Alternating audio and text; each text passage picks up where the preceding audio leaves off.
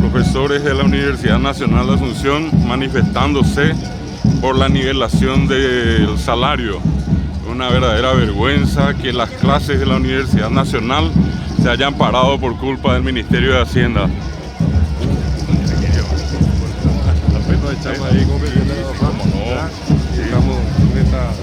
Una manifestación que estamos haciendo acá con el doctor Pedro Carreras, presidente de la Asociación de Profesores de la Facultad Politécnica, compartiendo esta manifestación donde miles de profesores de la Universidad Nacional de Asunción están haciendo un cierre de ruta a la altura de Mariscal López. Quiero comentarles porque sencillamente nosotros estamos en el siglo XXI, en la era del conocimiento, y todos los docentes de la UNA prácticamente son profesores competitivos y por ende productivos. Y no es correcto de que profesores de gran experiencia, de gran vivencia profesional, estén ahora mismo, por llamarlo así, saliendo en las calles, reclamando un derecho que es la nivelación, en este caso salarial. No hay ningún aumento, no hay ningún aumento, solamente nivelar entre un censo entre todas las universidades, y es lo más justo. Por eso estamos aquí con mucha honra y dignamente caminando. Asimismo, defendiendo los intereses de los profesores de la Universidad Nacional de Asunción.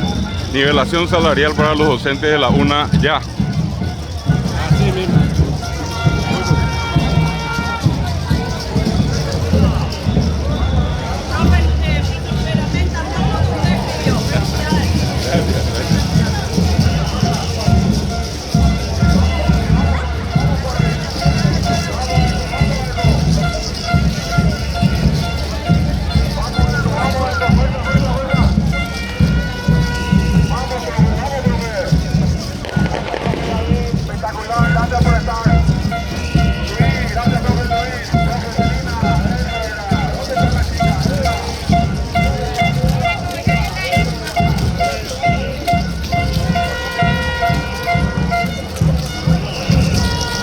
Esta es la Universidad Nacional de Asunción, que está reclamando sus derechos y que en este caso son absolutamente ignorados, ninguneados por el ministro de Hacienda.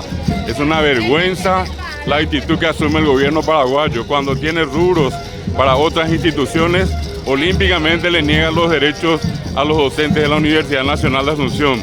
Lastimosamente esa es la actitud del gobierno para con la educación de nuestro país.